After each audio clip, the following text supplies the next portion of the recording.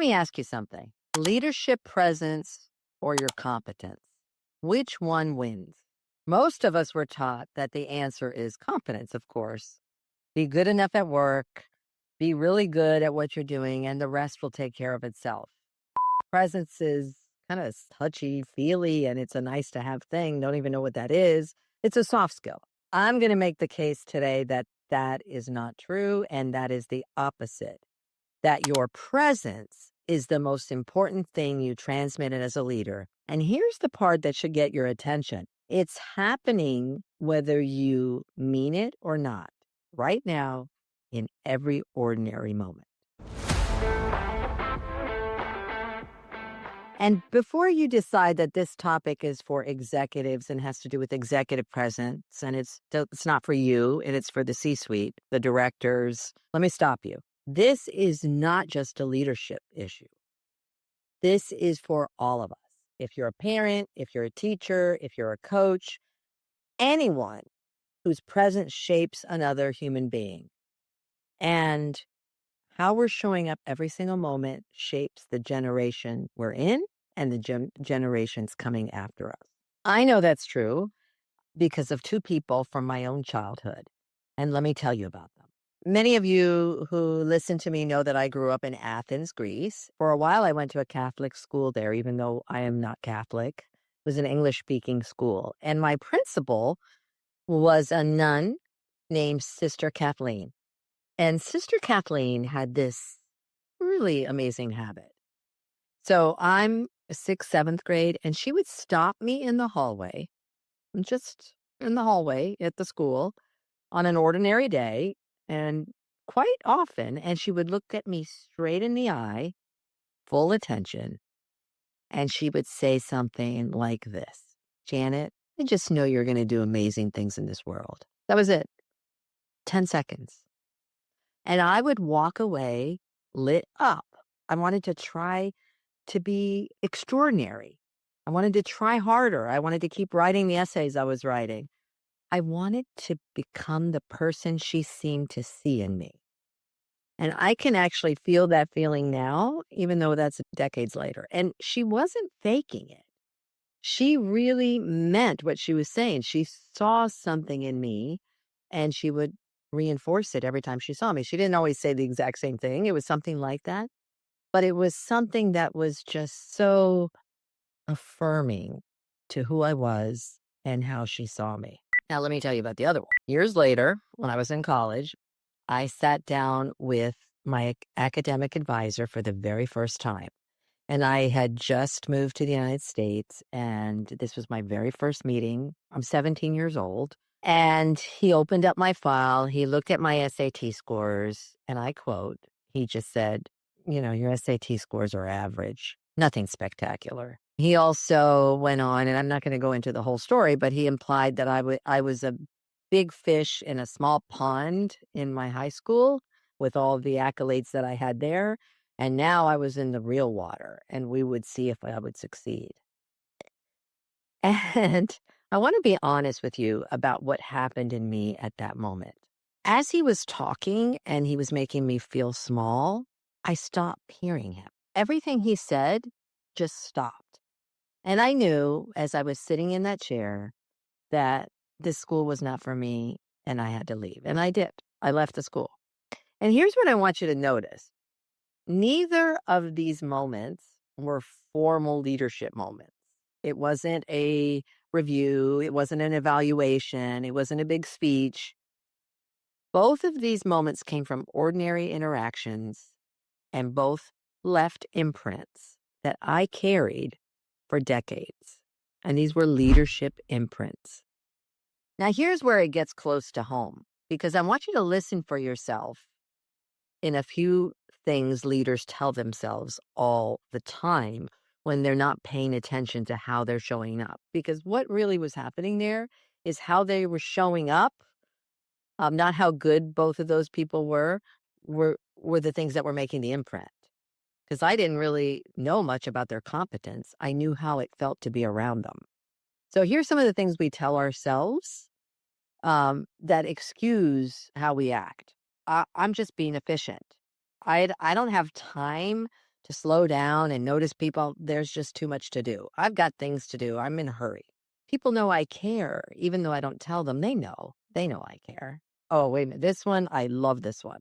I hear this one all the time with my clients. I can listen and check my phone at the same time. I'm listening. Sure. If you believe that, you're right. You think you can listen and check your phone at the same time, but I'm telling you, it is not effective on the people that you're doing it with. I've been doing this long enough. I know what works. I'm just being me and I'm going through my day and I'm busy. Okay. Have you ever said one of those or thought one of those? I know I have, especially the phone one. And here's the thing. Almost every one of us has been on both sides of this. We've had a sister Kathleen, someone who made us feel capable and made us feel inspired and wanting to be the person that the person saw in us. And we've had someone like the advisor, I'm sure, someone who diminished us and made us feel small in just a single sentence of not noticing us. And notice about that instance what you remember. You may not remember the exact words they said. What you remember is how you felt in their presence. And that's what stays. Your presence is writing a story in every single interaction you have with people.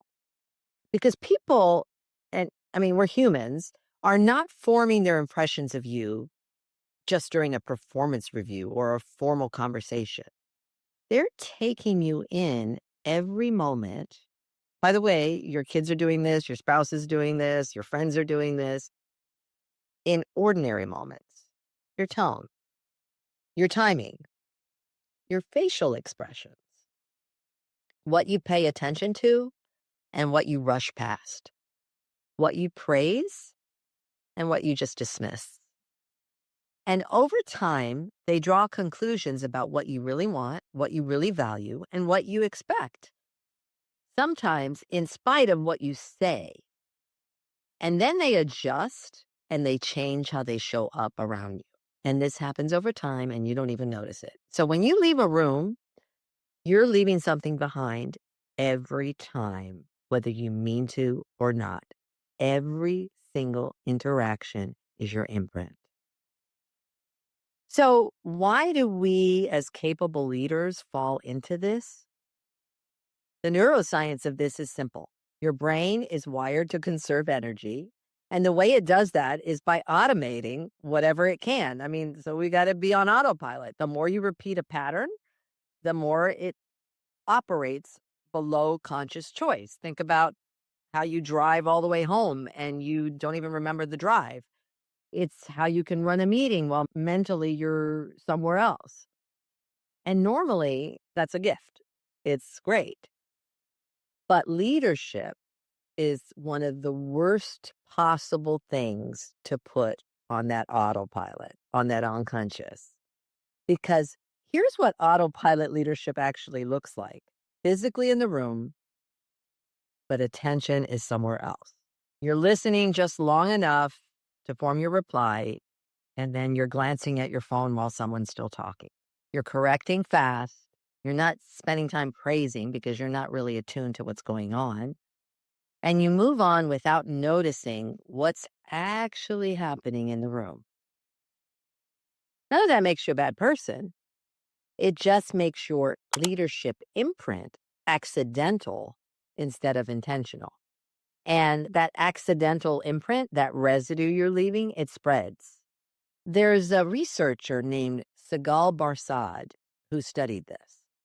She found that when one person carried a mood into the meeting, the mood actually spread through the whole group within minutes. It shaped their cooperation, their conflict, even their decisions. And the effect was strongest when the person carrying the mood was the leader. Think about what that means. Your team catches your presence without realizing it. It's contagious. And then they carry it home to their teams, to their families. Your imprint doesn't stop at the end of that meeting or at the edge of that room. So, how do you turn this from a flaw, a potential flaw, into your inner edge? Start with a mirror question.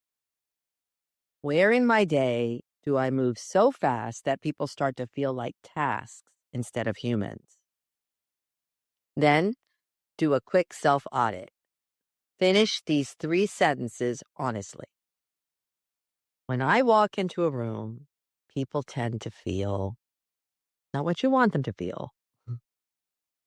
People tend to feel blank. 2, after a conversation with me, people often leave feeling blank. And 3, under pressure, my presence communicates blank. So think about that. It's not good, bad answers. Just think about what are the words you chose, not what you wanted them to be, but what you chose. And so then pick one small autopilot habit to interrupt this week. Not a personality overhaul. This is not going to change everything that you do, but just one moment. You're in a conversation, put down your phone. Hold eye contact for 1 beat longer throughout a conversation. Because presence isn't about giving more time, it's the quality of attention in the time you already have. So work on the quality of that attention. So let's go back to the very first thing I asked you at the beginning of this, presence versus competence. You need both, but never make the mistake of thinking that your competence will cover for an imprint you're leaving on autopilot. Somebody out there remembers exactly how they felt in your presence today. Make it the imprint you'd actually choose and you'd actually want it to be. If this landed for you, subscribe and follow the show because in the next episode, we take on the next trap, trap 3, and it's the one that dresses itself up as one of your greatest strengths. Everyone tells you to be authentic. But what we call authentic is often just what we've rehearsed the longest. I'm just direct can really mean I haven't learned how this lands. That's just who I am can mean I haven't checked in with who I've become. Familiar isn't the same as true. And the version of you that shows up under pressure isn't always the one that leads well. Trap 3. Real authenticity is not unfiltered expression. It is chosen expression.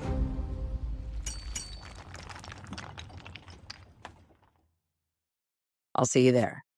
Until then, just remember every single moment you have a choice in what you say, what you do, and how you make people feel.